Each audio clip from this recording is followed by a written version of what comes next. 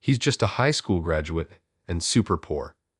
Michael probably invited me to the singles party as a scapegoat to make himself look better.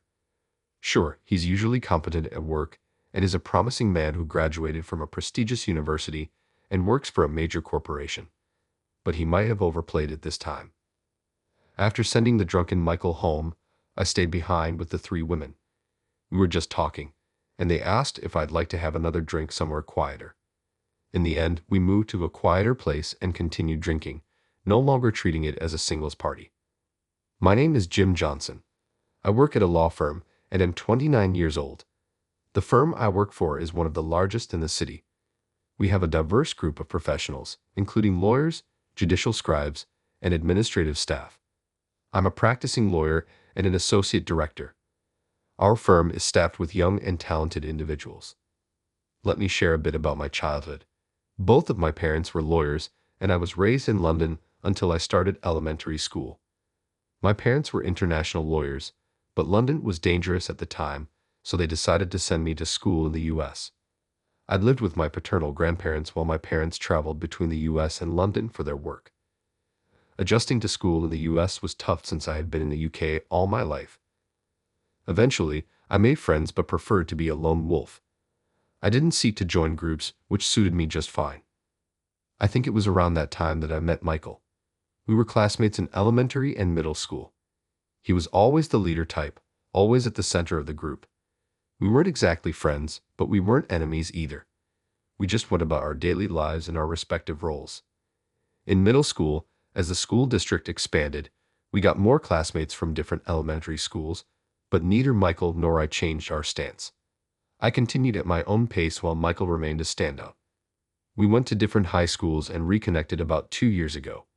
He suddenly called out to me at a restaurant, and at first, I didn't recognize him. "Hey, is that you, Jim?" "It's me, Michael. We went to elementary and middle school together." "Oh, Michael, it's been a while." Honestly, I was a bit confused. Michael's charisma was still the same, but his appearance had changed significantly. We weren't particularly close back in school, but he never seemed this flashy. He still had a bright personality but was now dressed in obviously expensive branded suits and had an unnaturally perfect hairstyle. "Jim, what are you up to these days?" "I'm usually working at a law firm. How about you?" "I work for a trading company. They say I'm a rising star." "Wow, that's impressive." Michael is in the sales department at Young Trading Company, and according to him, he's highly regarded there. It was typical of Michael to brag like that. He sees himself, and others see him, as a successful guy. "Jim, you graduated from high school, right?" "What? I heard a rumor you graduated from high school and then moved away." "Well, I did move. His house and my grandparents' house, where I lived until high school, were in the same district, so he must have heard about the move. It was so typical of him to assume I only graduated high school. Because of that, I decided to just let it slide. After graduating from high school, I moved to the UK to join my parents and enrolled at Oxford University. Given that I have few friends in the US, not many people knew this about me. I juggled both Oxford and law school and, upon graduation, became a lawyer. With parents who were international lawyers, it was a natural path for me. Like my parents, I also became an international lawyer, worked in London for a few years, and then returned to the US when my current law firm offered me a position. The firm, although large, is relatively new. I joined as part of the founding team and was appointed deputy director, working alongside Mr. Anderson to expand our connections and build the firm to what it is today. A comprehensive legal office where legal issues can be handled in one place. We have attracted business without much advertising. Although I'm often interviewed, I prefer staying out of the spotlight, so not many people know my face. That's why Michael doesn't know my background. Michael's change wasn't just an appearance. He continued talking to me after our chance encounter. "Perfect timing, Jim. Are you free this Friday?" "Friday night? I think I am. What's up?" "There's a drinking party, or rather a networking event. Want to join?" "What kind of networking event?" "Well, to be honest, it's a singles party. We need one more guy." "I'm not really interested." "Come on, don't say that. It's at that Michelin star restaurant in the city that everyone's talking about. It's a rare opportunity. Michael still thought I was just a high school graduate. I had been to that restaurant several times for client meetings, but I pretended not to know. A singles party at such a famous restaurant. That's pretty fancy. Are you worried about the cost? Don't worry, I'll cover your share, so just come. I don't care about the singles party, but if it's just about having dinner, I guess I could join. That's fine. Great, I'll send you the details tomorrow. Here's my contact info. Michael handed me his contact information and left. I've never voluntarily joined a singles party. In a way, it might be a rare experience, just as Michael said. As a lawyer, I'm comfortable talking to people, but this might be a unique chance to enjoy a Michelin-star dinner for free, so I decided to go with a light-hearted attitude. On Friday, I headed to the restaurant mentioned in Michael's message. After mentioning his name at the entrance, I was led to a private room. There, Michael and 3 women, who appeared to be office workers, were already seated. "Oh, you made it. This is my childhood friend Jim. Nice to meet you. I'm Jim. Thank you for having me tonight. Nice to meet you. We work in reception." We exchanged polite greetings. All 3 women were elegant and beautiful. I was slightly curious about how Michael managed to arrange the singles party with these 3 women. With 3 women present, there were only Michael and I as the men. Just when I thought another man might join, Michael started the proceedings. "All right, we're all here, so let's start." "Wait, aren't we missing someone? The other guy canceled last minute. Let's just enjoy ourselves with this group." Thus, the singles party began, but it turned out to be a singles party for Michael, by Michael, and all about Michael. We chatted about general topics and our backgrounds for a while, with Michael at the center. As he drank more, he started to loosen up. I mentioned that I graduated from the University of California with a degree in economics and that I'm doing well at Young Trading Company. Compared to me, Michael is just a high school graduate and isn't well off. It's surprising how different our lives turned out despite growing up in similar environments. "Hey Michael, you're drinking too much," I said. "Oh, I guess that was a sore spot for you. Sorry for bringing it up." "It's not that. It's just ruining the mood. Everyone's having fun, aren't they?" Michael was lost in his own world, bragging about his background. The women seemed completely put off. Should I do something about this? But I was here because Michael invited me for dinner, so I didn't feel the need to put in extra effort. I'd excused myself and headed to the restroom. As I washed my hands, I noticed one of the women looking at me. "Excuse me, sorry about Michael. I didn't know he had such bad drinking habits." "We're fine. More importantly, you're not really a high school graduate, are you?" "What?" I was taken aback. I hadn't shared my background or job with them, and as far as they knew, I was the high school graduate Michael had described. "How did you know? You don't recognize me, do you? This is our first meeting, right?" "Actually, I know you. I'm Jessica. I work at the reception desk at your law firm." "No way," I said, surprised. "I recognized you as soon as you arrived. I thought Michael knew too, but then he called you a high school graduate and super poor. I couldn't figure out why. Michael and I aren't close. I just came along for the ride today." "That makes sense. I was surprised to think you were friends with someone like Michael, but now I get it.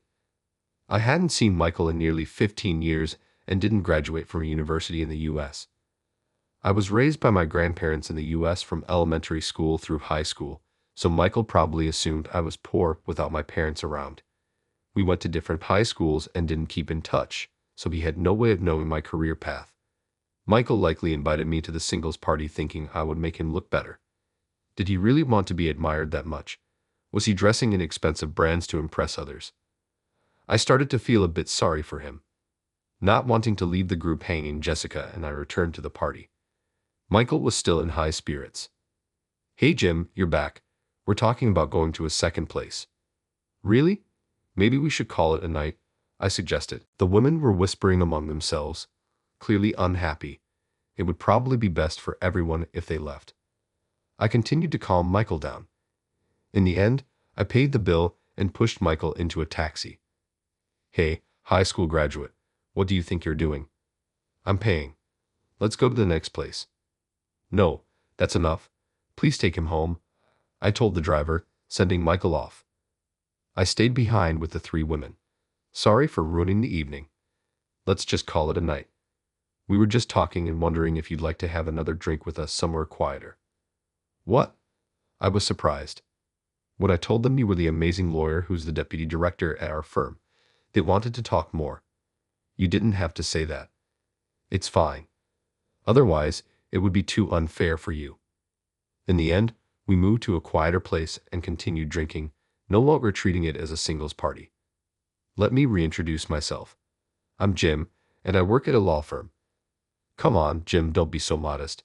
You're a lawyer and the deputy director of your firm.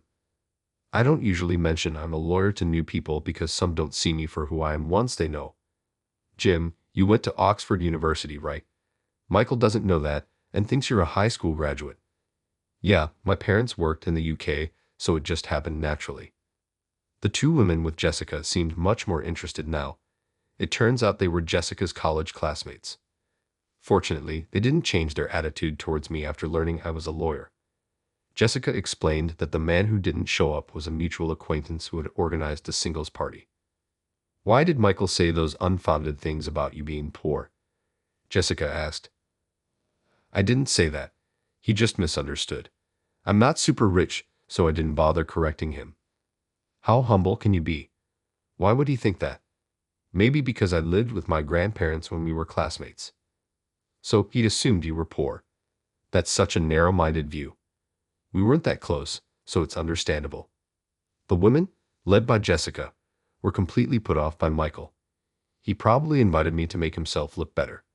I might be a high school graduate in terms of U.S. education and not exceptionally wealthy, but he never listened to my story and misunderstood my background. Despite graduating from a top university and working at a major corporation, Michael let it get to his head. No matter how much luxury you surround yourself with, it means nothing if your character doesn't match. I don't know how others perceive me, but I would never use others to elevate myself. I couldn't forgive him for implying my grandparents were poor. Although my parents worked overseas and frequently returned to check on me, it was my grandparents who raised me daily. They taught me not about becoming a lawyer, but about being a good person. I studied hard, inspired by both my outstanding parents and my humble grandparents. Naturally, I wanted to become a lawyer like my parents and a person of integrity like my grandparents. When I was working as a junior lawyer in London, I was approached by Director Anderson, the director of my current firm. Despite being young, Director Anderson was a prominent lawyer in the U.S., disillusioned with the old practices at his previous firm and determined to start a new one. Mr. Anderson, also an international lawyer, had connections with my parents. One day, he contacted me from the U.S. with an offer. Jim, would you like to help me establish a law firm in the U.S.? He asked. I knew of Director Anderson through my parents, but was surprised by the offer to co-found a new firm. Why me? I used to work in the legal field in London, so I've heard about your excellence. Your parents, the Johnsons, helped me a lot. I've heard you worked with them when I was still finding my way. Your parents helped me grow into a competent lawyer in London. They taught me to be a person first, then a lawyer. Knowing that, I have no doubt you must be exceptional too. I think you're overestimating me. I'm just an ordinary person. That's exactly why I want you, Mr. Anderson said. He persistently persuaded me, even though I initially planned to continue working in London. After much deliberation, I decided to accept his offer. Although I had wanted to stay in London, I knew I could always return. I was genuinely happy and felt a sense of purpose being invited by someone who saw potential in me. Additionally, having my grandparents, who watched over me until I graduated high school, back in the U.S. was a significant factor. Even though my grandparents weren't lawyers, I considered them my true parents. My only concern while in London was leaving them behind in the U.S. So I returned from London and helped establish the new firm. Mr. Anderson and I recruited and carefully selected young talented professionals without compromising on quality. After the firm opened, it became a bit of news. Director Anderson, already well-known, was often busy with media appearances. Due to my personality, I stayed out of the spotlight and focused on the background work. Thus, it wasn't surprising that Michael knew nothing about me. As I shared this with the women, time flew by. We should probably head home. It was great talking with you, Mr. Johnson. I had a lot of fun. Please just call me Jim. Let's skip the formal titles. But you are the deputy director. I'll make sure to tell Michael. There's no need. I doubt I'll see him again. No, I need to set the record straight. As we parted ways, Jessica spoke to me. Mr. Johnson, would you like to have dinner again sometime?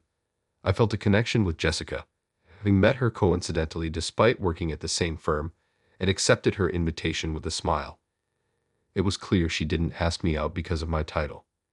We exchanged contact information and went our separate ways that night. A few days later, I received a call from Michael. Jim, you're a lawyer? Yes, why didn't you tell me? I said I worked at a law firm. I thought you were a janitor or something. I always thought you were just a high school graduate raised by your grandparents. Well, I did live modestly. But it's all a lie. You're an Oxford graduate and a lawyer. I never lied, you just misunderstood. Unlike his confident demeanor when we reunited, Michael was now stumbling over his words. He must have learned the truth through Jessica. Whether I'm an Oxford graduate or a lawyer, I'm still just a classmate. This is why I usually don't talk much about my background. Some people see me differently once they know. Michael seemed completely intimidated by me now. Since then, he never invited me to another singles party. Around the same time Michael contacted me, Jessica also reached out. She wanted to discuss something over dinner, so we arranged to meet. I've been studying since last year. Studying? I want to become a lawyer. I started working at the firm to get closer to the legal field. I have a law degree but haven't passed the bar exam yet. I see. Why not work as a paralegal instead of a receptionist? Jessica explained that she was aiming to become a lawyer to repay her single mother, who raised her alone. She pursued her dream by attending a state university with a scholarship but hadn't passed the bar exam yet. Although she wanted to work as a paralegal, she needed to support her mother, so she worked as a receptionist during the day and at a restaurant at night. I can talk to the firm about having you work as a paralegal. That's not why I brought this up. I was wondering if I should keep trying or if it's time to give up. I support you to keep going. It's best to work as a paralegal and get first-hand experience. It's the quickest way. Are you sure? If given the chance, I'd love to try. Then let's arrange the transfer right away. I'll support you as much as I can. So Jessica transitioned from being a receptionist to working as a paralegal under a lawyer. I also arranged to meet with Jessica once a week for what turned into study sessions. Jessica's skills and confidence grew rapidly, and she looked much more radiant than when we first met at the singles party. Then came the bar exam. Jessica gave it her all and passed with flying colors. She was no longer a receptionist or a paralegal. Wearing her lawyer's badge, Jessica was filled with pride and confidence. Watching her, I realized something. I'd have fallen in love with Jessica, who had worked so hard and achieved her dream. As a newly minted lawyer, Jessica decided to gain experience by working at another law firm. She would be busier now, and we might not see each other as often. I decided to confess my feelings to her. Jessica, congratulations. You really worked hard. Thank you. It's all thanks to you and everyone else. Jessica, I've liked you for a long time. Will you stay by my side from now on? Oh my, I've probably liked you since even before that, when we met by chance at that singles party. I was so surprised. I'm honored that you feel this way. Yes, let's be together. And so Jessica and I started dating. Though our busy schedules meant we couldn't see each other often, we cherished the time we spent together. A year passed quickly, and Director Anderson had some news for me. Jim, I'm thinking of moving to London. What? I've been invited back by the firm I worked for in London. After careful consideration, I've decided to go. That's great. I wish you all the best. And I want you to take over this firm as the director. Do you think I'm up to the task? I've been watching you, and I know you can do it. You're the only one I trust with this. Thus, I became the director of the law firm. The following month, although I had always worked behind the scenes, I could no longer stay out of the spotlight. As the director, I found myself increasingly appearing on TV and in magazines, leading to even busier days. Despite my hectic schedule, I decided to take a vacation to spend time with Jessica. Though we kept in touch regularly, seeing her after a long time made me realize how much she had grown. You're the director now, It feels like you're drifting away. I'm busier, but I haven't changed. Hey, I have a proposal. A proposal? How about becoming a family? Wait, are you? It's a proposal, yes. Wow, I'm so surprised, but I'm so happy. Yes, I'd love to. Jessica's face lit up like a blooming flower when I placed the engagement ring on her left ring finger. She teared up a bit. You're making me laugh and cry at the same time. Of course, it's a flood of happiness. I then suggested that Jessica and her mother move in with me. Since her mother was her only family, it was the natural thing to do. After confirming it was okay with me, Jessica started crying tears of joy. We decided to set up our new home close to my grandparents' house. This way, I could also keep an eye on my beloved grandparents. Upon announcing our engagement, my parents immediately planned to return to the U.S. Next weekend, we are organizing a family dinner, including Jessica's mother. I'm at the peak of happiness, but I know I couldn't have achieved this alone. My grandparents, parents, Mr. Anderson, Jessica, the staff from both the London and the U.S. offices, all of them helped me get to where I am today. And yes, I should also thank Michael, who inadvertently brought Jessica and me together. I will keep these feelings in my heart and continue to work hard, never resting on my laurels.